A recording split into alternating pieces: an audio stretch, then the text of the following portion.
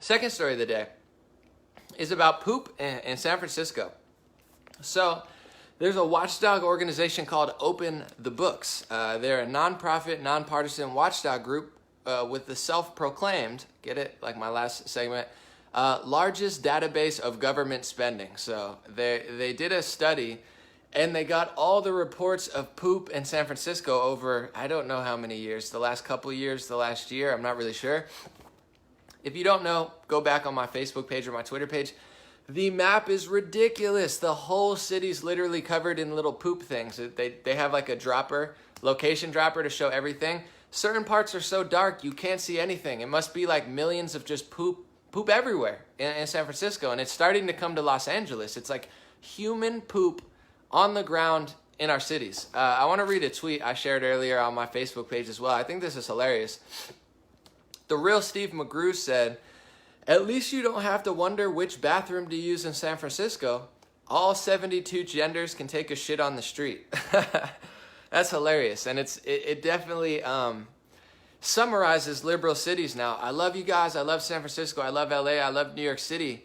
But who cares how many genders there are if you're letting everyone crap on the streets? First of all, I did a show, like I was saying, I was in San Diego the other day, and someone came up to me, they asked what I did, and secretly they were more conservative, and they said to me, "Dude, we're losing bathrooms." I've said this. He said, "I go to these liberal cities, and they have a woman's bathroom and a trans or gender neutral bathroom. We don't have a damn bathroom. This is becoming a human rights issue." I'm not going to cry about it for real, but it's like, guys, even back in the day, it was like, this is your bathroom, this is your bathroom. I'm not agreeing with it. I'm just saying each person had a bathroom. I'm sure there are places where they didn't. It's almost worse than it was. And I'm not crying. I'm not like a victim, but it's like your bathroom and half of your bathroom. We don't even have our own damn, at least it's like, men, go in the corner and go there. And we're like, we'll pee out.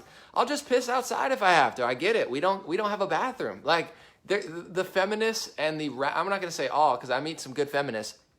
The radical leftist social justice warriors are so psycho. They're actually almost worse than it was at like the worst time in modern history. It's like, they're like, "Oh yeah, well, we'll take your bathroom away." It's like, what?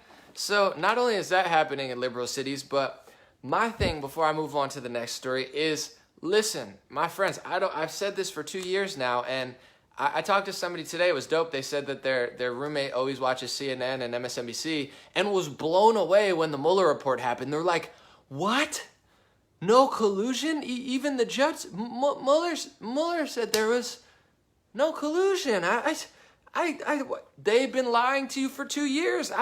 I'm the one telling you this stuff, and I'm not mean. I'm not yelling at you like a lot of conservatives. I've said politely for 2 years, guys, you don't have to like Donald Trump. You don't have to be conservative. You don't have to be libertarian. You can vote for whoever you want. Stop watching the mainstream media. They're lying to you. Russia collusion was never a real narrative. And I'm going to get into my next story. I've told you this, so I don't really feel bad. And also, hating on Donald Trump is not a lifestyle. Hating on Donald Trump is not going to clean our cities. San Francisco, Los Angeles, I love you guys. We have the highest taxes, which means the government steals more of our money than anyone else. We have the most poverty. We have homelessness going out of control. There's poop all over the ground. There's syringes. It's getting disgusting, and everybody knows it. Liberals know it. Progressives know it. The far left knows it. The far right knows it. Just open your damn eyes. There's poop everywhere, and it's getting trashed. There's homeless people on streets. I used to have to walk down to work. Now there's 30, 40 tents. I'm not exaggerating. It's getting crazy. Hating Donald Trump isn't going to clean our cities. San Francisco, Sam Poop Cisco? I'm trying to make a funny joke, but you get it. And Los Angeles, poop. There's no good really play on words there. You know.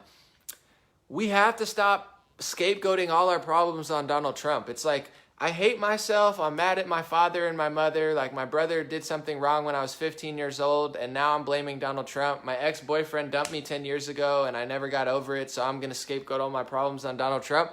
It's not going to help you. It's not going to save your life. It's not going to change your life. It's not going to fix our cities. Donald Trump has nothing to do. Nothing's changed here. So please, let's clean up our streets. Let's stop being psychomaniac.